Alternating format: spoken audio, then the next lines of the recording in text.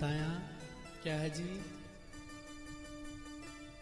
बोला महाराज तेरा तुझको अर्पण क्या लागे मेरा, ओम जय जगदीश हरे।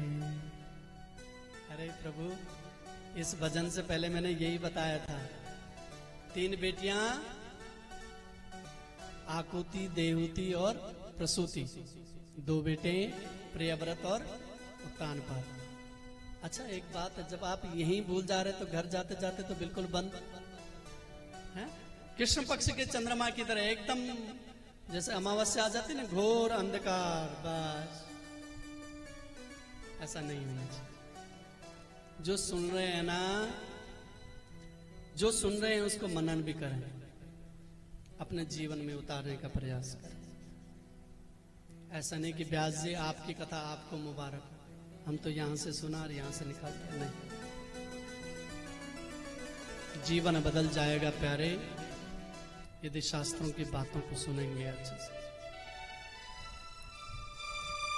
मनु महाराज की जो बीच वाली पुत्री है देवहूति मां का विवाह महात्मा करदम से हुआ।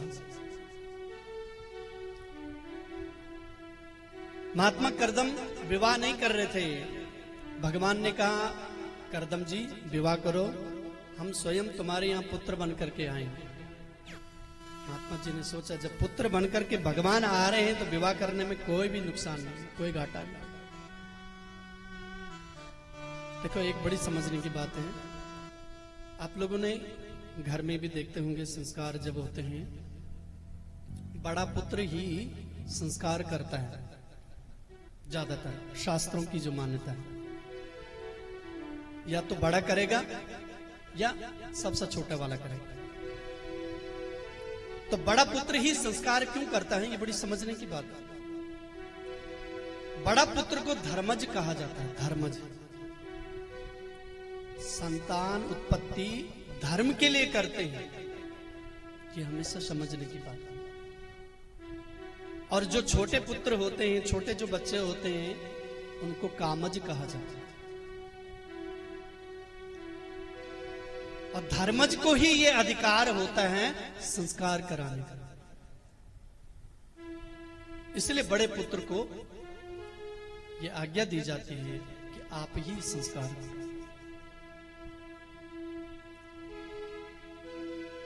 तो करदम जी ने कहा कि जब मेरे घर में बेटा बनकर के भगवान आएंगे तो विवाह कर लेना चाहिए। महात्मा करदम का विवाह तो हो गया, लेकिन विवाह के बाद तुरंत समाधि में चले गए। कई हजार वर्ष बाद जब महात्मा करदम की समाधि खुली तो उन्होंने देखा बगल में एक देवी जी उनकी सेवा करते। पूछ लिया, देवी जी आप कौन? देवहूति मां ने कहा महाराज मैं मनु महाराज की पुत्री हूं, देवहूति मेरा नाम है। याद करो बहुत वर्ष पूर्व हमारा विवाह हुआ था आपके साथ। अरे देवी जी मैं तो समाधि में चला गया, लेकिन तुम्हारी ये दशा कैसी? जब से करदम जी समाधि में गए हैं ना, देवहूति मां ने अपना श्रृंगार भी नहीं किया है। गृहस्थ का सबसे बड़ा एक बहुत बड़ा जो दर्शन करना हो तो करदम देवहूति संवाद को दर्शन करो। गृहस्थ ऐसा होना चाहिए, पति की सेवा शुश्रूषा में लग गई। देवहूति मां के जो बाल थे वो केश, बिल्कुल केश जो थे वो जटा में परिणित हो गए, श्रृंगार करना भूल गए। तुष्टो हमद्य तव मान विमान दाया, शुश्रूषया परमया परया च भक्त्या, यो देहिनां मयमतीव सुहृद सुदेह, नावेक्षिता समुचिता छपितुम बदर्थे। महात्मा करदम ने कहा देवी तुमने मेरे लिए अपने सुख को तिलांजलि दी है, मैं धन्य हूं ऐसी पत्नी पाकर के।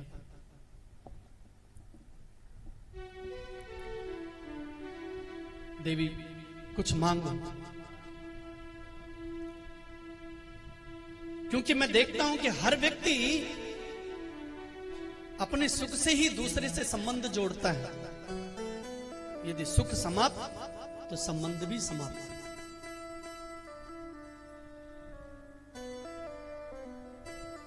आत्मना प्रतिकूलानि, हर व्यक्ति जो है अपने अपने सुख के लिए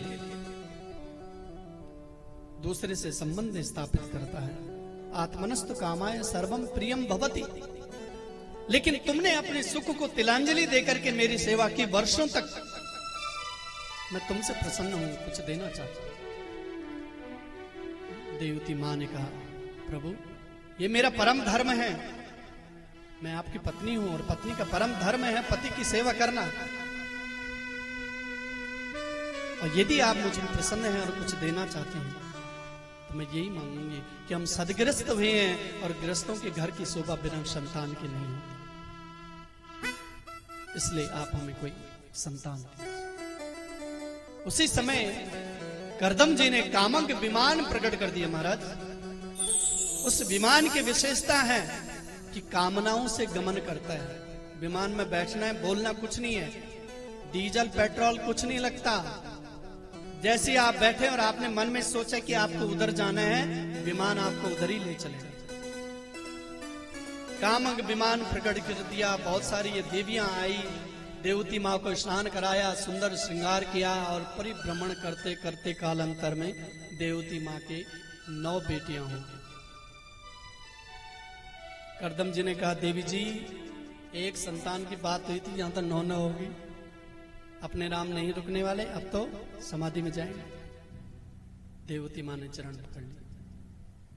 प्रभु आप चले जाएंगे, 9 बेटियां हैं, इनका पालन पोषण कौन करेगा?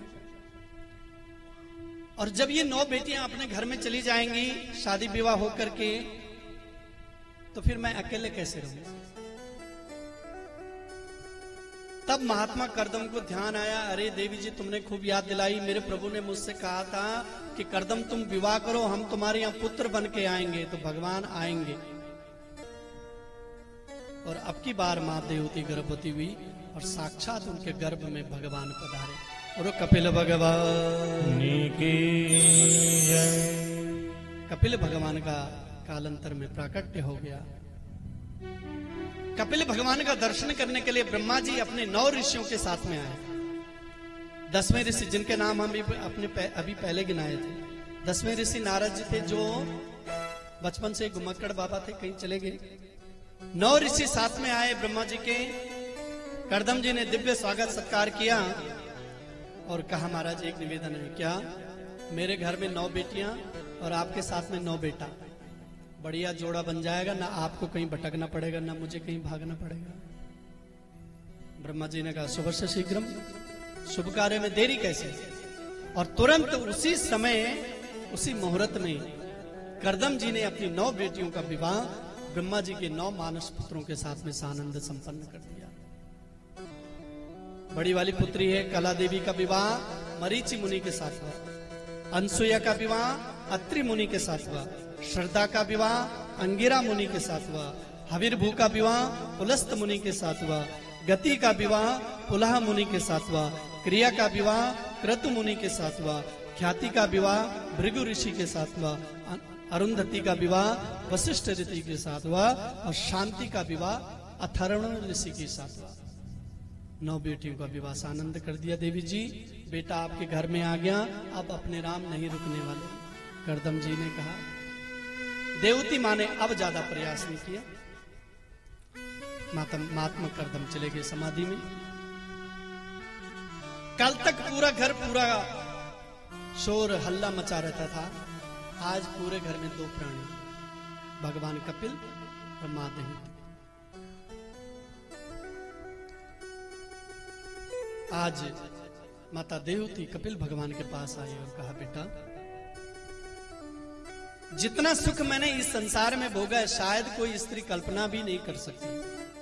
कामक विमान में मैंने यात्रा की, सब कुछ, लेकिन अभी भी मेरा मन बड़ा अशांत रहता है, तृप्ति नहीं मिलती, इसको शांति नहीं मिलती। कपिल भगवान ने कहा, मां ये संसार के जितने भी पदार्थ हैं ना, इसमें तृप्ति नहीं है, शांति नहीं है। आप पूर्ण परमात्मा से जुड़ो, तब शांति मिलेगी। पूर्णमदा पूर्णमिदं पूर्णात् पूर्णमुदच्यते पूर्णस्य पूर्णमादाय पूर्णमेवावशिष्यते। उस पूर्ण परमात्मा से जुड़ो। तो बेटा कैसे जुड़ना है परमात्मा से? बोले संतों के पास जाओ।